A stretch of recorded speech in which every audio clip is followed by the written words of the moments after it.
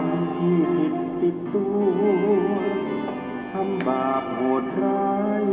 มันไม่ใช่เรื่องยิ้มหัวผลลัพธ์น่ากลัวน่ากลัวอำนาจกรรม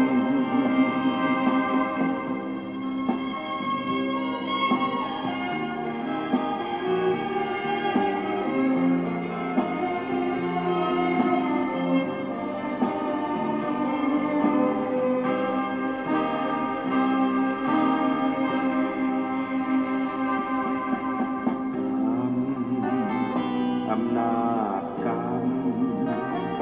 กุศลกรรมหรืออกุศลกรรมไม่ควรกระทำกรรมที่ผิดติดตัวทำบาปโหดร้ายมันไม่ใช่เรื่องยิ้มหัวผลลัพธ์น่ากลัวน่ากลัวอำนาจกรรม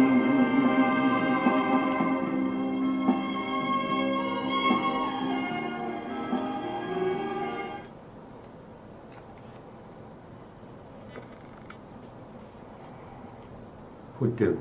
สรณังคัจฉามิธัมมังสรณังคัจฉามิสังฆังสรณังคัจฉามิกราบนมัสการพระมหาเถระพระสังฆาธิการพระเถรานุเถระสวัสดีท่านผู้ฟังและผู้ชมทุกท่านกลับมาพบกับรายการพระไตรปิฎกลอยฟ้าครั้งนี้เป็นครั้งที่14ในเรื่องของธาตุมนสิการบัพพะหรือจตุธาตุววัฏฐานซึ่งเป็นการกำหนดรอบรู้ในเรื่องของธาตุทั้ง4มีปฐวีธาตุคือธาตุดินธาตุดินมีอยู่ทั้งหมด20ธาตุน้ำมีอยู่12ธาตุลมมีอยู่6แล้วก็ธาตุไฟมีอยู่4รวมเป็น42อันนี้เป็นการกำหนดรอบรู้ในเรื่องของสัมภาระของมหาพุทธรูปทั้ง4เป็นในเหตุพระสูตรแต่ถ้าเป็นในแห่งพระพิธรรมก็ต้องกำหนดรู้ถึงลัคนาที่จตุกะมีปฐวีมีความแท่งแข็งส่วนนาโปมีความเอิบอาบส่วนเตโชมีความร้อนส่วนวายโยมีความเข่งตึงเหล่านี้เป็นต้นซึ่งการปฏิบัติทั้งโดยลักษณะในเหตุพระพิธรรมหรือว่าการปฏิบัติโดยกำหนดรอบรู้ในเรื่องของสัมภาระตามในเหตุพระสูตรก็สามารถที่จะเข้าถึงมรรคผลนิพพานได้เหมือนกันซึ่งในสติปัฏฐานที่พระพุทธองค์แสดงไว้ก็แสดงไว้โดยย่อเหมาะสมกับผู้ที่มีสติปัญญาส่วนผู้ที่มีสติปัญญาน้อยเป็นผู้ที่มีบุญบารมีน้อยเมื่อเราไปศึกษาไปอ่านสาธยายแล้วเราจะไม่สามารถที่จะเข้าถึงสภาวะไม่รู้เบื้องต้นเบื้องปลายนะครับเพราะฉะนั้นเราจำเป็นที่ต้องศึกษาในพระสูตรที่ง่ายๆเพื่อนำไปสู่จตุธาตุววัฏฐานหรือนำไปสู่ธาตุมนสิการบัพพะต่อไปพระสูตรที่เราได้นำมาเสนอก็ได้คำแนะนำมาจากวิสุทธิมรรควิสุทธิมรรคท่านแนะนำให้ศึกษาพระสูตรก็จะมีมหาอัฏฐิปโทปมสูตรอันนี้ว่าด้วยรอยเท้า ช้างนะครับสัตว์ทั้งรอยเท้าของสัตว์ทั้งหลายรวมลงในรอยเท้าของช้างแต่ถ้าเป็นธรรมเนี่ยธรรมทั้งหลายรวมลงในอริยสัจสี่ซึ่งเป็นธรรมที่ประเสริฐเป็นธรรมที่เป็นยอดของสังคตธรรมนั่นก็คือมรรคผลนะส่วนพระนิพพานนั้นเป็นยอดของธรรมทั้งหลายไม่ว่าจะเป็นสังคตธรรมหรืออสังคตธรรมก็มีพระนิพพานนั้นเป็นยอดแล้วเราก็ศึกษาในส่วนที่เป็นมหาอัฏฐิปโทปมสูตรจบไปแล้วเราก็มาศึกษาในพระสูตรที่สองที่ท่านได้นำมานั่นก็คือมหาลาหุโลวาทสูตรซึ่งอยู่ในมัชฌิมนิกายมัชฌิมปัญนาตเล่มที่20ครั้งที่แล้วเราก็ได้ศึกษาไปในเรื่องของปฐวีธาตุอโปธาตุเตโชธาตุแล้วก็วายโยธาตุแต่การศึกษาโดยที่เราศึกษาไปเรายังไม่ได้ลงรายละเอียดในเรื่องของธาตุทั้ง4วันนี้เราก็จะไปลงในรายละเอียดต่อไปในเรื่องของธาตุทั้ง4เหล่านั้นนะครับธาตุทั้ง4เหล่านั้นก็ต้องลงไปจนถึงอะไรนะจนอย่างที่พระพุทธองค์ได้ตรัสไว้ว่านะครับการที่เราจะเรื่องของการพิจารณากายานุปัสสนาเนี่ยกายเยกายานุปัสสนาก็คือการตามรู้ตามเห็นรูปในรูปรูปในรูปคืออะไรก็คือรูปส่วนย่อยที่อยู่ในรูปส่วนใหญ่คืออย่างเช่นผมใช่ไหมครับอย่างเช่นสัมภาระเนี่ยปฐวีธาตุคือผมเนี่ยจะมีรูปอะไรบ้างอยู่ในผมอย่างเงี้ยนะครับผมที่เลยจากหนังศีรษะออกมาก็จะเป็นก็จะมีเขาเรียกว่าเป็นอุตุชรูปนะอุตุชรูปก็จะมีอยู่8อย่างนะครับ8อย่างก็จะเป็นประเภทที่เป็นอวินิโภครูปนะเราไปดูแผนภูมิก่อนนะครับไปดูแผนภูมิกันนะครับเราก็มาดูว่าแผนภูมิรูป28นะครับก็จะมีอาโปโทษทีมหาพุทธรูป4นะมหาพุทธรูป4มหาพุทธรูป4ก็จะประกอบด้วยปฐวีใช่ไหมครับอาโปแล้วก็เตโชวายโยทีนี้ในผมเนี่ยผมที่เลยจากหนังศีรษะออกมาเนี่ยก็จะมีรูปอยู่8รูปนั้นก็คือได้แก่อวินิโภครูป8อวินิโภครูป8นั้นก็คือมหาพุทธรูป4นะครับแล้วก็มีรูปารมณ์นะครับแล้วก็คันธารมณ์รัสสารมณ์อันนี้ก็เป็น7แล้วก็มีอาหารละรูป1ก็เป็น8นะรูป8รูปนี้อาจจะเกิดขึ้นมาเป็นกลาบนะในกลาบก็จะมีอยู่8รูปแล้วก็กลาบพวกนี้เป็นรูปที่เล็กที่สุดเป็นปรมาณูที่ไม่สามารถจะแยกออกจากกันได้แล้วนะครับมีอยู่8รูปเรียกว่าเป็นอวินิโภครูป8รูปที่แยกจากกันไม่ได้แต่เวลาที่จะเกิดเป็นเส้นผมขึ้นมาเส้นหนึ่งนะครับกลมๆยาวๆนะมีรูปที่เป็นอวินิโภครูป8เนี่ยเกิดอยู่ในผมนั้นมากมายนะครับมากมายเหลือเกินนะครับนับเป็นหลายล้านโกฏกลาบนะครับหลายล้านโกฏกลาบแต่ละกลาบก็จะมาเรียงต่อกันเป็นเส้นกลมๆยาวๆขึ้นมาตามที่เราได้เห็นนี่ก็คือการพิจารณาในเรื่องของรูปในรูปนะกายเยกายานุปัสสีตามเห็นเนืองๆถึง รูปในรูปก็คือตามเห็นว่าผมนี้เป็นธาตุที่เป็นปัทวีธาตุแต่ว่าโดยเจาะจงเข้าไปก็จะมีแต่วินิโภครูป8นะบางท่านจะได้เข้าใจนะครับผมก็จะเอาได้ทำรูปเอาไว้นะครับได้ทำรูปนี้ไว้อันนี้เป็นกรรมชรูปทั้งหมด9กรรมชรูปนี้มีอยู่9กะลา9กะลา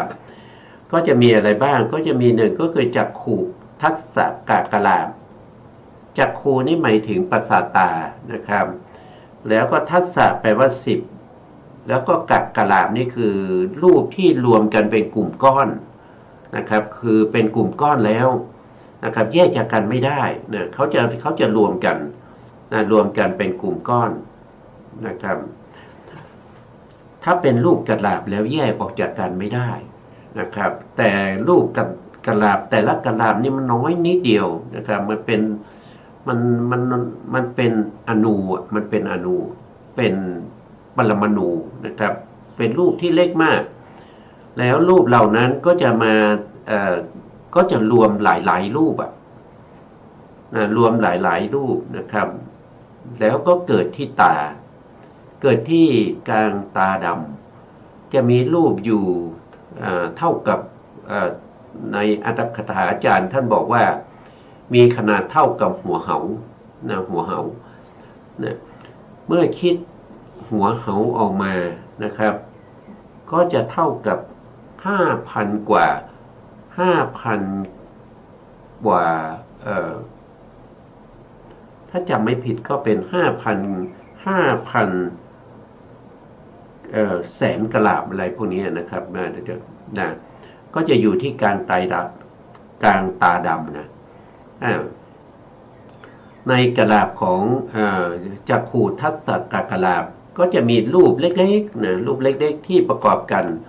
นะครับพื้นฐานของรูปเหล่านั้นก็จะต้องมีอวินิโภครูป8อวินิโภครูป8ก็คือปัทวีอาโปเตโชวายโยแล้วก็มีรูปารมณ์คันธลมก็คือกลิ่นรัสสาลมก็คือรสโอชาก็คืออาหาร8รูปนี้จะเป็นพื้นฐานของรูปทั้งหมดเขาเรียกว่าเป็นอวินิโภครูป8แล้วก็ในจักขุทัสสะกะลาก็จะมีอีก2รูปนั้นก็คือได้แก่ชีวิตรูปที่อยู่ในกลุ่มกะลานั้นแล้วก็มีจักขุนะจักขุก็คือความใสของมหาพุทธรูปนะมหาพุทธรูปทั้ง4ที่เกิดจากกรรมนะครับรวมกันอยู่เพราะฉะนั้นเนี่ยนะครับรูปที่เป็นจักขุทัสสะกะลาจักขุทัสสะกะลาเนี่ยทั้งหมด10รูปนี้ต้องเกิดจากกรรมนะเพราะ10รูปนี้เป็นที่กระทบของรูปารมณ์อันนี้เป็นจักขุประสาทเรียกว่าเป็นจักขุทัสสะกะลามีคุณสมบัติพิเศษคือรองรับการกระทบของรูปารมณ์รูปารมณ์เข้ามากระทบได้ในจักขุประสาทคำว่าจักขุประสาทนี่ไม่ใช่มีเฉพาะประสาทตาอย่างเดียวนะครับก็คือเขารวมกันมีอวินิโภครูป8มีชีวิตรูป1แล้วก็มีจักขุทัสสะกะลาปี1อันนี้เรียกว่าเป็นจัก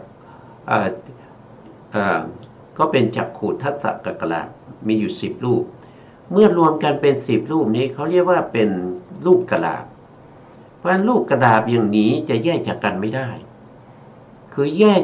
ที่สุดน้อยที่สุดแล้วนะครับเรียกว่าเป็นอนูปรมาณูนะครับเลขที่สุด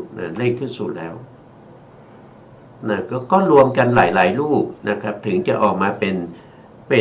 จะสามารถที่จะรับรูปารมณ์ได้จะอยู่ได้ที่เดียวนั่นคือกลางตาดำนี่เป็น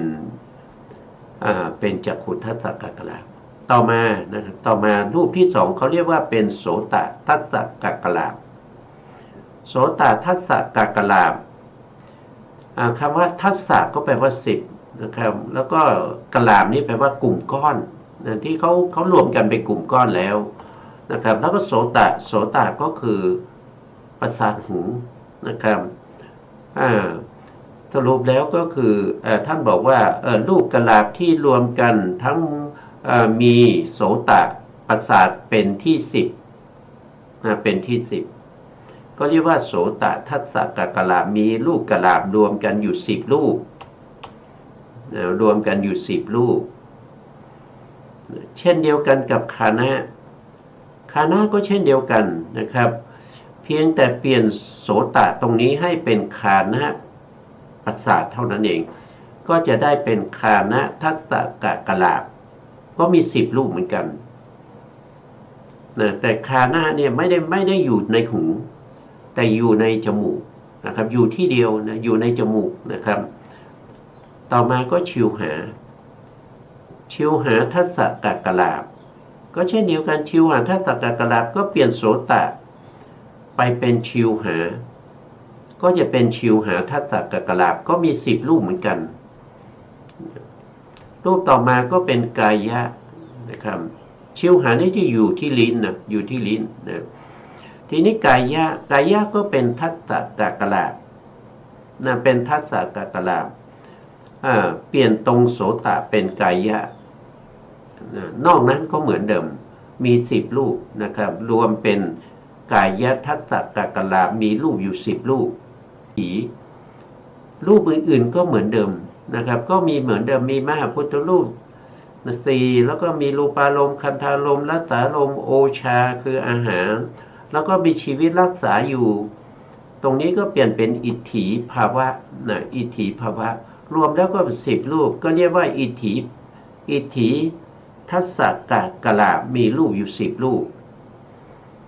ต่อไปก็จะเป็นรูปที่เป็นปุริสะก็มี10รูปเพราะเกิดจากกรรมนะเกิดจากกรรมเหมือนกันนะก็เรียกว่าเป็นปุริทัสสะกักกลาบนะก็เปลี่ยนโสตตรงนี้ให้เป็นปุริสะนะก็จะได้10รูปก็เรียกว่าเป็นปุริสะทัสสะกักกลาบมีรูปอยู่10รูป10รูปคืออาโปปัทวีอาโปเตโชวายโยแล้วก็มีรูปารมณ์คันธารมณ์รัสสารมณ์แล้วก็มีโอชาชีวิตเป็นที่9แล้วก็มีปุริสะเป็นที่10นะก็จะมี10รูปต่อมาก็จะเป็นวัตถุก็คือหัตถยวัตถุนี้อยู่ที่ก้อนเนื้อหัวใจแต่ไม่ใช่ก้อนเนื้อหัวใจนะครับจะอยู่ในก้อนเนื้อหัวใจมีน้ำหล่อเลี้ยง1 ซองมือก็มี10รูปเหมือนกันเขาจะเรียกว่าเป็นวัตถุทัสสะกักกลาบก็เปลี่ยนโสตให้เป็นวัตถุนะครับก็จะได้10รูปนั้นก็จะชื่อว่าวัตถุทัสสะกักกลาบมีอยู่10รูปก็คือปฐวีอาโปเตโชวายโยรูปารมณ์คันธารมณ์รัสสารมณ์โอชา8รูปนี้เราเรียกว่าเป็นอวินิโภครูป8เป็นรูปพื้นฐานนะครับแล้วก็มีชีวิตแต่รูปอีกหนึ่งแล้วก็มีวัตถุอีกรูปหนึ่งรวมก็เป็น10รูปก็เรียกว่าเป็นวัตถุทัสสะกักกลาบมีรูปอยู่10รูปอยู่ที่ก้อนเนื้อหัวใจแล้วก็รูปสุดท้ายนั่นก็คือชีวิตนวกักกลาบชีวิตนวกักกลาบนี้เป็นรูปกลาบมีอยู่9นะครับไม่ได้มี10นะมีอยู่9นั้นก็คือได้แก่ปฐวีอาโปเตโชวายโยรูปารมณ์คันธารมณ์รัสสารมณ์โอชา แล้วก็ชีวิตเป็นที่9เรียกว่าชีวิตนวกลาบมีรูปอยู่9รูปเพราะฉะนั้นรูปเกิดจากกรรมเนี่ยทั้งหมดมีอยู่ที่เกิดจากกรรมโดยตรงนะมีอยู่9รูป9รูปก็คือจักขุทัสสะกลาบอยู่ที่กลางตาดำนะโสตทัสสะกลาบอยู่ที่หูนะครับอยู่ที่หูเป็นประสาทหู3ก็คือคานะทัสสะกลาบอยู่ที่จมูกนะในจมูกโพรงจมูกนะครับเป็นประสาทหูเป็นประสาทจมูกนะครับไม่ใช่หูต่อไปก็เป็นชิวหานะชิวหานี่ก็จะอยู่ที่ลิ้นนะอยู่ที่ลิ้นนะเป็นประสาทลิ้นนะแล้วกายะนี่อยู่ทั่วไปทั่วร่างกายของเรานะครับไม่ได้อยู่ที่ใดที่หนึ่งอยู่ทั่วไปทั้งหมดในร่างกายเลยนะครับอิทธิภาวะสภาพของความเป็นหญิงแล้วก็ปุริสภาวะ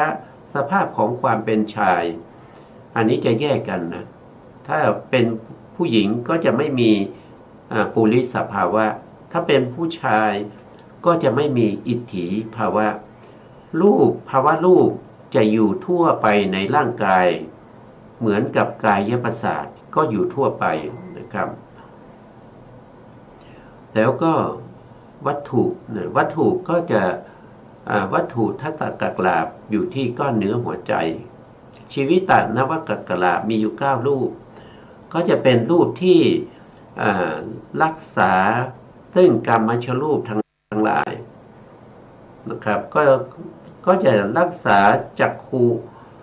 จักขุประสาทโสตประสาทคานะประสาทชิวหาประสาทกายประสาทอิทธิภาวะปุริสภาวะวัตถุรักษาด้วยชีวิตนวกลาบนี่เป็นรูปกลาบที่เกิดจากกรรมที่นี้เราศึกษาอย่างนี้เราก็ไม่รู้ว่าอยู่ตรงไหนยังไงท่านบอกว่านะครับอย่างเช่นเมื่อกี้เราพูดถึงผมใช่ไหมครับถ้าเป็นผมที่เลยออกมาจากหนังศีรษะอันนั้นจะมีเฉพาะอวินิโภครูป8แล้วก็รูปนั้นเขาเรียกว่าเป็นอุตุชรูปแต่ถ้าโคนผมหรือรากผมที่อยู่ในหนังศีรษะนั้นก็จะมีรูปอยู่ทั้งหมดเขาเรียกว่ามีรูปอยู่ทั้งหมด44รูป44รูปนั้นก็คือได้แก่อะไรก็ได้แก่กายทัสสะกลาบอันนี้ได้10นะแล้วก็ภาวะทัสสะกลาบอีกถ้าเป็นผู้หญิงก็จะเป็นอิทธิภาวะทัสสะกลาบถ้าเป็นผู้ชายก็เป็นปุริทัสสะกลาบก็จะมีอยู่20รูป20รูปนั้นต้องมีการหล่อเลี้ยงด้วยอาหารก็จะเป็นอาหารละรูปเรายังไม่ได้พูดถึงแต่พูดรวมไปก่อนอาหารละรูปก็จะมีรูปอยู่8รูปเรียกว่าโอชามีอยู่8รูปเป็นอาหารภายนอกที่หล่อเลี้ยงเรียกว่าเป็นกัปพาลีกลาหารที่เรากินเข้าไปแล้วก็ถูกย่อยด้วยปาจกะเตโชแล้วก็เป็นโอชาสารอาหารที่ไปหล่อเลี้ยงที่ผมอันนั้นก็จะมีอยู่8รูปเรียกว่าเป็นอาหารละรูปอาหารละชักกะลามีอยู่8รูปนะครับนอกจากนั้นก็ยังมีอุตุชรูปอีก8รูปอุตุชักกะลาแล้วก็ยังมีจิตตชรูปอีกจิตตชรูปโดยทั่วไปเราก็พูดถึงแค่8รูปนะครับเพราะฉะนั้นตรงที่เป็นโคนของผมหรือว่าเป็นรากของผมนั้นก็จะมีอาหาร8นะครับมีอาหารชรูป8เรียกว่าอาหารชักกะลาบอุตุชักกะลาบแล้วก็จิตตชักกะลาบอย่างละ8 3 24แล้วก็บวกกับกายะอีก10ก็เป็น34 บวกกับภาวะรูปอีก10ก็เป็น44รูปเนี่ยเราก็จะเห็นได้ว่าที่โคนของผมเนี่ยมีรูปอยู่44รูปด้วยวิธีนี้แต่บางทีเราไปเห็นในวิสุทธิมรรคพูดถึงเรื่องของผมเขาบอกว่าผมเนี่ยมีรูปอยู่44รูป44รูปนั้นมาจากไหนก็มาจากตรงที่ผมกำลังได้พูดอยู่ตอนนี้นะครับเพราะฉะนั้นเราต้องจำนิดหนึ่งนะครับจำเรื่องของกรรมชรูปมีอยู่9รูป9รูปนะมีอยู่8รูปนะที่มีรูป10รูปนะ8รูปที่มีรูป10รูปจะลงท้ายว่าทัสสะกักลาภจักขุทัสสะกักลาภโสตทัสสะกักลาภคานะทัสสะกักลาภชิวหาทัสสะกักลาภกายทัสสะกักลาภอิทธิทัสสะกักลาภปุริทัสสะกักลาภวัตถุทัสสะกักลาภอันนี้มี8รูป8รูปนี้มี10รูปประกอบในกลาภเดียวกันนะแล้วก็มีรูปหนึ่งที่เกิดจากกรรมเรียกว่าเป็นชีวิตนวกักลาภอันนี้จะมีอยู่แค่9รูปมีอยู่แค่9รูปอยู่ที่ไหนบ้างก็อยู่ทั่วไปในร่างกายนะครับอยู่รักษากรรมชรูปเนี่ยรักษาจักขุโสตคานะชิวหาเนี่ยรักษารูปพวกนี้นะซึ่งชีวิตตรูปเนี่ยอยู่ภายในกลาภก็มีอย่างเช่นจักขุทัสสะกักลาภก็มีชีวิตตรูปเห็นไหมในโสตทัสสะกักลาภก็มีชีวิตตรูปนะแล้วก็ยังมีชีวิตตรูปที่เป็นกลุ่มเป็นก้อนมาอีกนะครับอันนี้ก็เป็นชีวิตนวกักลาภนะที่เป็นกลาภของชีวิตนวกักลาภเนี่ยโดยเฉพาะอีกอันหนึ่งนะทำไมต้องมีนะครับอุปมาเหมือนกับอย่างทุกวันนี้นะครับอย่างเช่นการปกครองอย่างถ้าเราพูดถึงตำบลอย่างเนี้ยนะครับตำบลตำบลก็คือเปรียบเสมือนกับชีวิตตรูปที่อยู่ในกลาภอื่นๆนะครับแล้วก็ยังมีอะไรมีในอำเภอนะมีในอำเภอก็เป็นชีวิตนวกักลาภรูปนี้จะเป็นรูปใหญ่ของชีวิตนวกักลาภส่วนชีวิตที่อยู่ในกลาภแต่ละกลาภนั้นก็เป็นส่วนย่อยนะเป็นส่วนย่อยเปรียบเสมือนกับอบต.อย่างเนี้ยตำบลเนี่ยกำนันอะไรพวกเนี้ยแต่อันนี้ก็เป็นในอำเภอใช่ไหมครับก็จะเปรียบอุปมาเหมือนอย่างนั้นนะอันนี้เป็นกรรมชรูปนะแต่เวลาที่เราพูดถึงผมเส้นหนึ่งเนี่ยเราไม่ใช่ที่โคนของผมเนี่ยไม่ใช่จะมีเฉพาะกรรมชรูปมันต้องมีรูปอื่นด้วยนะรูปอื่นด้วยนะรูปอื่นนะครับทีนี้เราก็มาดูในรูปที่สองนะครับรูปที่สองรูปที่สองนี้เขาเรียกว่าเป็นจิตตชักกะกลาภนะจิตตชักกะกลาภมีอยู่8นะจิตตชักกะกลาภมีอยู่8หนึ่งก็คือจิตตชักกะกลาภประเภทที่เป็นสุทธัตถกะกลาภอันนี้เป็นจิตตชรูปโดยตรงเลยนะครับมีอยู่8รูปนะโดยส่วนมากเนี่ยเราก็จะพูดถึงรูปนี้นะครับจิตตชรูปมีอยู่ทั้งหมด8รูป8รูปนั้นก็คือได้แก่วินิโพครูป8นั้นวินิโพครูป8นั้นก็คือได้แก่ปฐวีธาตุดินอาโปธาตุน้ำเตโชธาตุไฟวายโยธาตุลมแล้วก็มีสีด้วยเรียกว่ารูปารมณ์นะแล้วก็มีกลิ่นด้วยเรียกว่าเป็นคันธารมณ์แล้วก็มีรสด้วยเรียกว่ารัสสารมณ์แล้วก็มีอาหารนะอาหารที่มาหล่อเลี้ยงก็เป็นโอชานะก็ต้องมีอยู่8รูปนะอันนี้8รูปเพียวๆนี้เรียกว่าเป็นสุทธัตถกลาภที่เป็นจิตตชรูปนะต่อมาถ้าจิตตชรูปนั้นนะครับเป็นเหตุเป็นปัจจัยให้มีเสียงด้วยนะมีเสียงด้วยเราก็จะเรียกว่าเป็น สัทธนวกลาบสัทธนวกลาบสัทธานี่คือเสียงนวะนี่เป็นก้าวกลาบนี่เป็นกลุ่มก้อนก็คือเสียงที่มีกลุ่มก้อนกลาบเป็นกลุ่มก้อนที่มีเสียงเป็นที่ก้าวก็เพิ่มสัทธะเข้ามาเพิ่มสัทธะเข้ามาเพราะฉะนั้นอันนี้ก็จะเรียกว่าเป็นสัทธนวกลาบมีรูปอยู่9ก็คือมีเสียงเป็นที่9ต่อมาอันที่3นี้เขาเรียกว่าเป็นกายวิญญัตนวกลาบมีรูปอยู่9รูปอันนี้จะมีการเคลื่อนไหวกาย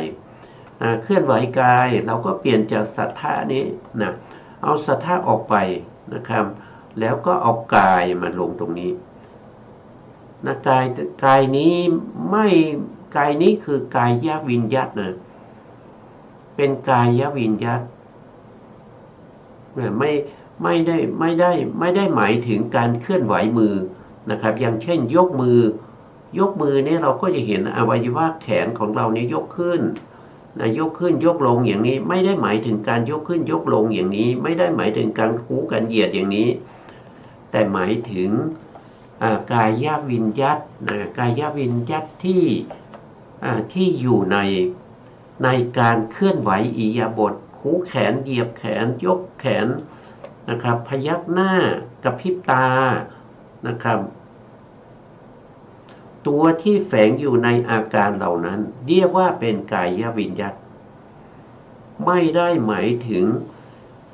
งอวัยวะที่เคลื่อนไหวไม่ได้หมายถึงกระพริบตาไม่ได้หมายถึงเปลือกตาที่ขยับแต่หมายถึงตัวกายวิญญัตที่อยู่ในอาการเคลื่อนไหวนั้น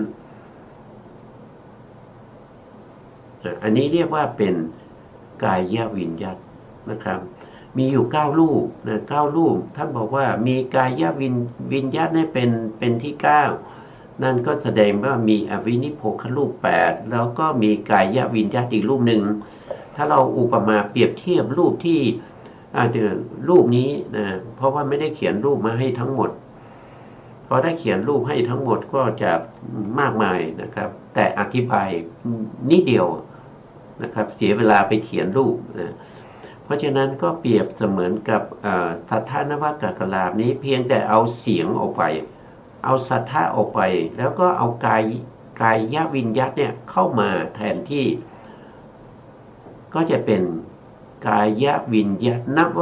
กลาบมีรูปอยู่9รูป8รูปนั้นเป็นพื้นฐานก็คืออวินิโพครูป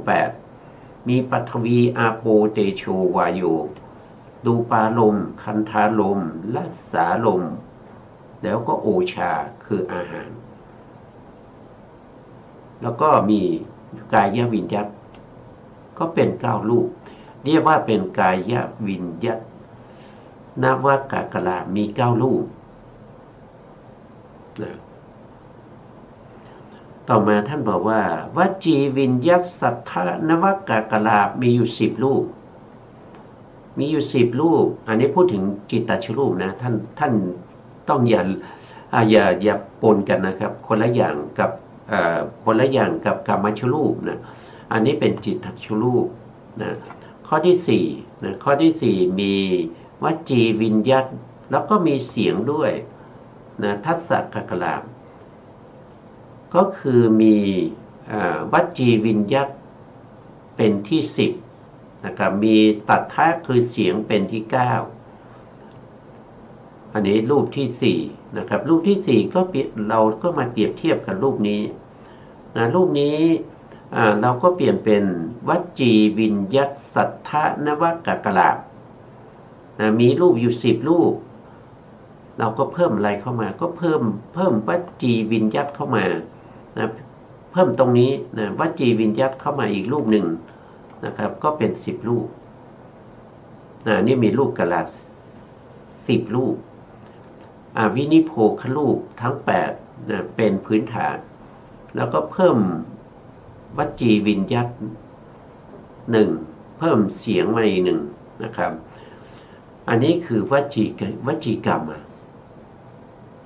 รมนะครับมีเสียงด้วยนะแล้วก็มีตัวที่เป็นทวารแห่งการทำกรรมทางวจีนั้นเรียกว่าเป็นวจีวิญญัต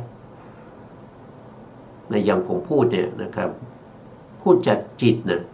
จิตเป็นตัวสั่งให้พูดนะเสียงที่ออกมานะเป็นกรรมด้วยเป็นวจีกรรมเป็นวจีกรรมก็เป็นวจีวิญญัตส่วนเสียงนั้นก็เป็นสัทธะเป็นแต่เสียงนะเป็นแต่เสียงแต่วจีวิญญัตเนี่ยอาศัยอยู่ในเสียงถ้าไม่มีเสียงวจีวิญญัตมีไม่ได้นะมีไม่ได้นะแต่ถ้าไม่มีวจีวิญญัตมีเสียงได้ไหมมีได้นะครับแต่ขาดเสียงแล้ววจีวิญญัตเกิดขึ้นไม่ได้อันนี้ต้องเป็นอย่างนั้นนะครับอย่างเช่นนะยกตัวอย่างเช่นเสียงน้ำตกอย่างเนี้ยมีวจีวิญญัตไหมไม่มีนะครับเช่นเสียงฟ้าร้องอย่างเนี้ยไม่มีวจีวิญญัตนะมีแต่สัทธะนะครับมีแต่สัทธะนะอย่างเช่นเสียงรถยนต์เสียงเครื่องบินนะพวกนี้เป็นแต่สัทธะเท่านั้นไม่มีวจีวิญญัตนะวจีวิญญัตจะต้องอยู่ที่คำพูดที่มีจิตเป็นสมุฏฐานนะครับก็เป็นจิตตชักกะกลาภในข้อที่4มีอยู่10รูปมีอวินิโพครูป8เป็นพื้นฐานแล้วก็บวกเสียงเข้าไป1แล้วก็บวกวจีวิญญัตเข้าไปอีก1ก็เป็น10นะต่อไปจิตตชรูปข้อที่จิตตชักกะกลาภนะเขาเกิดเป็นกลาภนะเวลาเกิดเนี่ยเกิดเป็นกลาภแต่เวลาเราศึกษาแยกไปเป็นส่วนๆใช่ไหมครับแต่ธรรมชาติที่เขาเกิดเนี่ยเขาจะต้องเกิดเป็นกลุ่มเป็นก้อนนะเกิดเป็นกลุ่มเป็นก้อนเรียกว่าเป็นกลาภนะจะเกิดเฉพาะรูปใดรูปหนึ่งไม่อย่างเช่นจะเกิดเฉพาะอาโปไม่มีปฐวีไม่มีเตโชวายโยอย่างนี้มันเป็นไปไม่ได้มันเป็นไม่ได้นะครับต่อไปข้อที่5นะครับละหุตตาทิเอกาทิสาเอกาทิเอกาทัสสกะกลาภโทษทีเอาใหม่นะข้อที่5นะครับละหุตตาทิเอกาทัสสกะกลาภอันนี้มีอยู่11รูปมีอยู่11รูปละหุตาที่เนี่ยแปลว่ามีละหุตาเป็นอาทิเป็นต้นมีเป็นต้นเอกานี่แปลว่า1นะทัสสะเป็น10ก็เป็น11ไงเอกาทัสสะนี่แปลว่า11นะครับ11กลาภนี้ก็เหมือนเดิมเป็นกลุ่มเป็นก้อนนะเป็นกลุ่มเป็นก้อนเป็นอวินิโพครูป8ที่เป็นกลาภเป็นพื้นฐานแล้วก็บวกกับละหุตามุทุตาแล้วก็กัมมัญญตาก็จะรวมเป็น11นะครับก็จะรวมเป็น11นะเพราะว่ามีอวินิโพครูป8ใช่ไหมครับบวกละหุตาไปอีก1ก็เป็นเท่าไหร่ก็เป็น9แล้วก็บวกมุทุตาเข้าไปอีก1ก็เป็น10แล้วก็บวกกัมมัญญตาเข้าไปอีก1ก็เป็น11นะก็เรียกว่าเป็นละหุตาที่เอกาทัสสกะกลาภมีอยู่11รูปนะในกลาภนะตรงนี้ทำไมใช้กลาภตรงนี้สิเดี๋ยว11รูปนะครับ11รูปมัน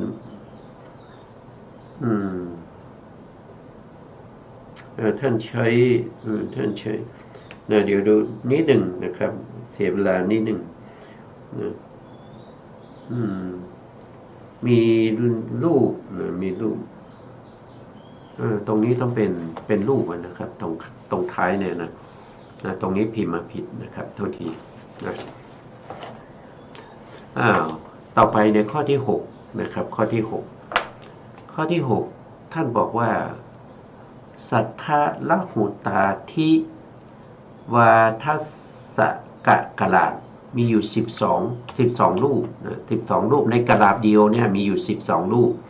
คำว่ากะลาบนี้เป็นกลุ่มเป็นก้อนที่เขารวมกันที่เขาเกิดปกตินะเกิดปกติจะต้องมีอย่างนี้ไม่ใช่ไม่ใช่ว่าต่างก็เกิดของใครของมันไม่ใช่จะต้องเกิดเป็นกะลาบแล้วกะลาบเหล่านี้มันเล็กมากเป็นเหมือนกับปริมาณเท่ากับปรมาณูนะปรมาณูที่เล็กที่สุดเป็นไอออนเป็นนิวเคลียสอะไรแล้วแต่นะครับเป็นปรมาณูที่เล็กที่สุดแต่เล็กที่สุดนั้นเป็นกลุ่มเป็นก้อนนะครับมีรูปประกอบอยู่แล้วอย่างน้อย8รูปเรียกว่าเป็นอวินิโพครูป8แล้วก็รูปเล็กๆเหล่านี้เขาจะมาเกาะกลุ่มกันเป็นกลุ่มเป็นก้อนขึ้นมาอีกทีหนึ่งนะมาดูข้อที่6ก่อนนะข้อที่6ทัสสะละหุตาทิวาทัสสะกะกะลามีอยู่12รูปนะ12รูปก็เพิ่มสัทธะเข้ามานะครับจากข้อที่5นี้มี11ใช่ไหมข้อที่5มี11ข้อที่6ก็เพิ่มสัทธะเข้ามาก็คือเพิ่มเสียงเข้ามาอีก1เพราะฉะนั้นก็จะมีอวินิโพครูป8แล้วก็มีละหุตาเป็น9นะมุทุตาเป็น10ก็คือกรรมัญญตา12ก็คือสัทธะนะก็จะมีอยู่12รูปนะไม่ได้พูดถึงความหมายของละหุตาละหุตาก็คือความอ่อนนะครับความอ่อนมุทุตาก็คือความเบากรรมัญญตาก็คือความควรแก่การงานนะครับรูปนะอันนี้เป็นรูปที่เขาเรียกว่าเป็นรูปที่เวลาเกิดเนี่ยเขาต้องเกิดพร้อมกันนะ3รูปนี้จะไม่แยกจากกันนะครับจะไม่แยกจากกันนะครับเวลาเกิดต้องเกิดพร้อมกันนะครับเดี๋ยวดูคำอธิบายนิดหนึ่งนะมีตรงไหนนะดูอธิบายในเรื่องของวิการละรูป3นะวิการละรูป3กายวิญญาณ3รูปเนี่ยเขาเกิดพร้อมกันนะครับก็มีละหุตามุทุตากรรมัญญตานะแล้วก็ความหมายก็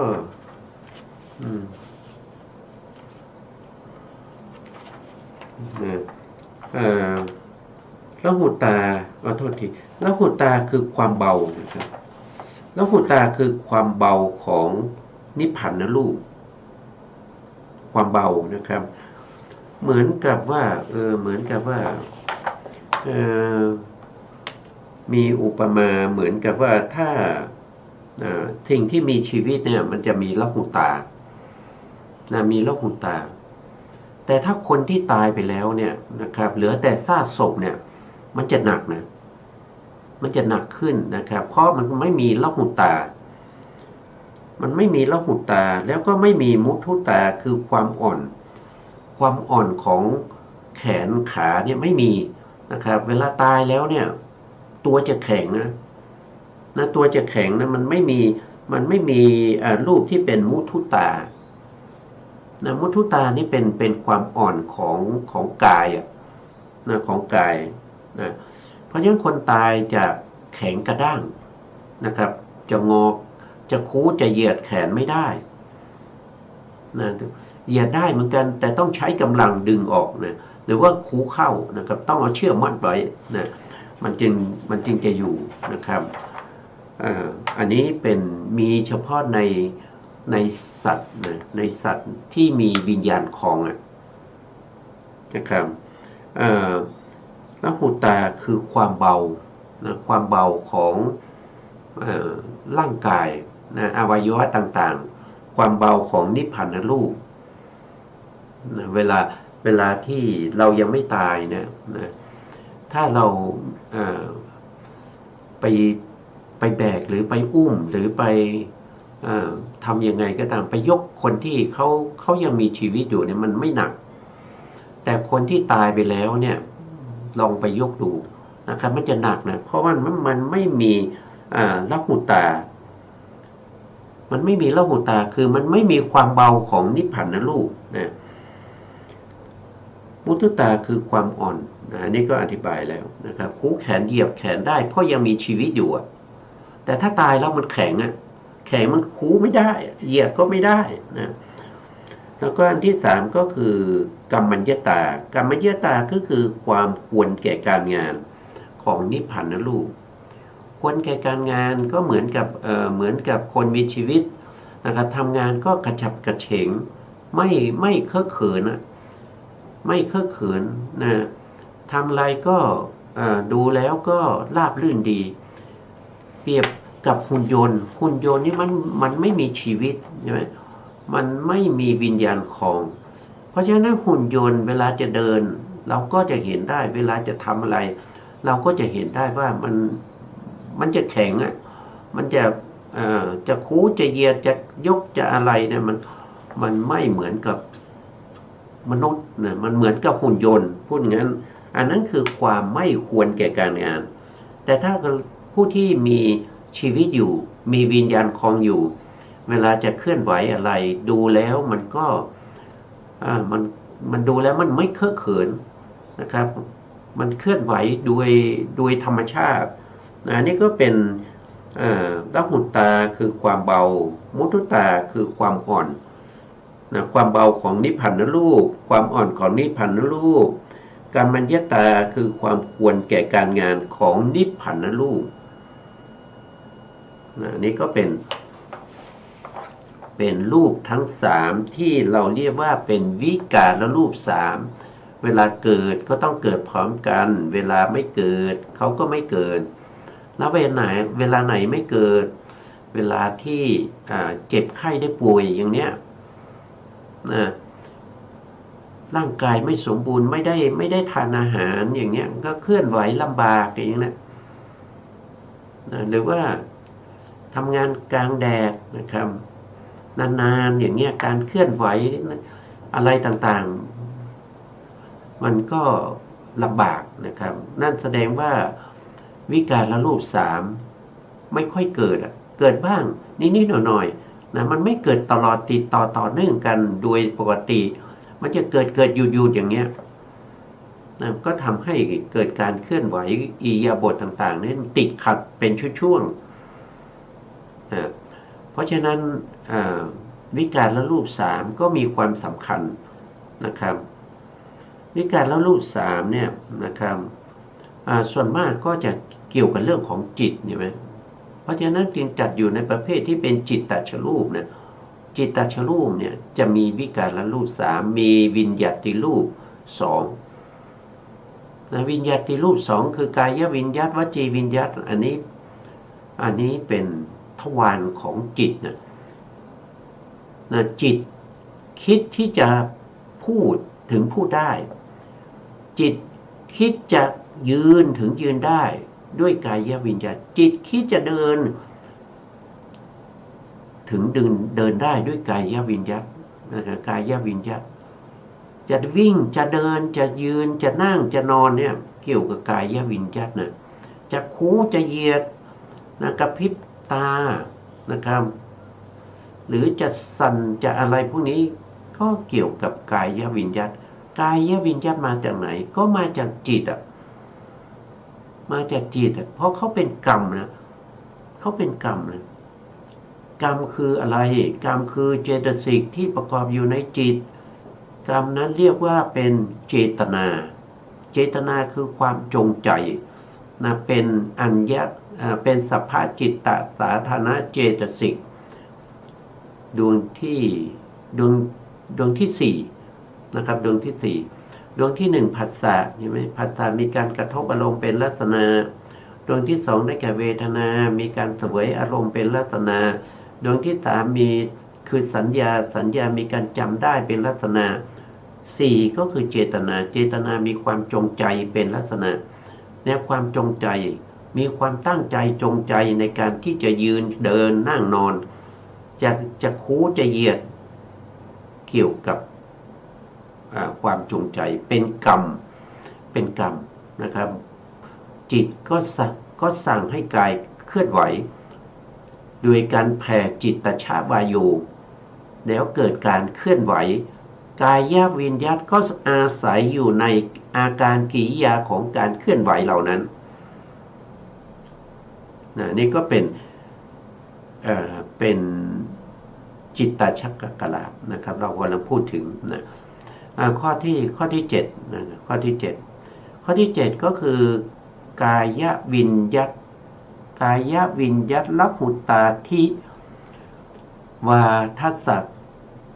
กะลาภนะก็มีอยู่12อย่างเหมือนกันนะมี12รูปนะนี่ก็เป็นทางกายเรียกว่าเป็นกายวิญญัตแล้วก็บวกกับละหุตาความเบามุทุตาความอ่อนกัมมัญญตาความควรแก่การงานนะครับ8บวกอีก4 8บวก4ก็เป็น12 8นั่นคืออะไร8นั่นก็คืออวินิโพคลูป8อวินิโพคลูป8บวกกับกายวิญญาณ1ก็เป็น9บวกกับละหุตานะครับความเบาอีก1ก็เป็น10แล้วก็บวกกับมุทุตาความอ่อนอีก1ก็เป็น11บวกกับกัมมัญญตาอีก1ก็เป็น12นะก็ได้12รูปนะได้12รูปต่อไปในข้อที่8นะจิตตชรูปมีอยู่8นะครับข้อที่8ข้อที่8ก็คือวจีวิญญัตสัทธาละหุตาทิเตละสะกะลาภมีอยู่13รูปโดยมีวจีวิญญัตวจีวิญญัตคืออะไรก็คือสิ่งที่มากับเสียงเป็นตัวที่แสดงถึงกรรมทางวจีกรรมนะแล้วก็มีเสียงด้วยถ้าไม่มีเสียงเนี่ยถ้าไม่มีเสียงเนี่ยวจีวิญญัตมันเกิดไม่ได้อย่างที่เรารู้นะครับมันต้องมาด้วยกันนะครับแต่บางครั้งมีเสียงแต่ไม่มีวจีวิญญาตได้แต่วจีวิญญาตจะเกิดขึ้นได้ต้องอาศัยเสียงนะแล้วในขณะที่เสียงพูดนั้นเสียงนั้นก็อ่อนหวานไพเราะไม่ขัดหูไม่สะดุดอันนั้นก็ต้องประกอบด้วยวิการละรูป3นั่นก็คือจะต้องมีละหุตาความเบานะมุทุตาความอ่อนแล้วก็กัมมัญญตาความควรแก่การงานนะรวมแล้วก็จะได้อยู่13รูป13รูปก็คืออวินิโพคลูป8นะครับแล้วก็บวกกับวจีวิญญัตอีก1ก็เป็น9เสียงอีก1ก็สัทธาอีก1ก็เป็น10แล้วก็บวกละหุตาอีก1ความเบามุทุตาความอ่อนกัมมัญญตาความควรก็เป็น13รูปนะ13รูปได้เขียนรูปไว้ให้ดูแล้วนะครับก็จะมีทั้งหมดก็มีอวินิโพคลูป8ก็มีอาโปโทษทีปัทวีอาโปเตโชวายโยรูปาลมคันธาลมรัสสาลมโอชาคืออาหารรูป8รูปนี้เรียกว่าเป็นอวินิโพคลูป8แล้วก็มีวจีนะวจีวิญญัตนะแล้วก็มีเสียงสัทธะนะแล้วก็มีละหุตาความเบามุทุตาความอ่อนกัมมัญญตาคือความควรแก่การงานรวมแล้วจะมีอยู่13รูปอันนี้เป็นจิตตชรูปนะครับมีรูปมากที่สุดนะวันนี้เราก็ได้ถึงตรงที่เป็นจิตตชรูปนะครับทำไมเราต้องศึกษาแบบนี้ก็เพราะว่าถ้าเราไม่ศึกษาแบบนี้แล้วเราจะรู้ในเรื่องของความเป็นอนิจจังทุกขังได้ทุกขังอนัตตาได้อย่างไรนะครับนะส่วนรายละเอียดที่จะเป็นไปนั้น ในเรื่องของอนิจจังทุกขังอนัตตาเราต้องเอาไว้คุยกันในครั้งต่อไปนะครับวันนี้เวลาเราหมดแล้วนะสุดท้ายนี้ก็ขอกราบขอบคุณพระครูสมุทรวิสุวัฒน์วรกิจโจผู้อำนวยการสถานีวิทยุเพื่อการศึกษาพระพุทธศาสนาและวัฒนธรรม FM 104.5 เมกะเฮิรตซ์วัดไฟหินจังหวัดเชียงใหม่ได้ขอกราบขอบพระคุณพระครูปริยัติยานุสาสขอบคุณท่านผู้ฟังและผู้ชมทุกท่านที่ให้เกียรติติดตามในรายการพระไตรปิฎกลอยฟ้าพบกันใหม่ในโอกาสต่อไปครับวันนี้ลาไปก่อนครับสวัสดีครับ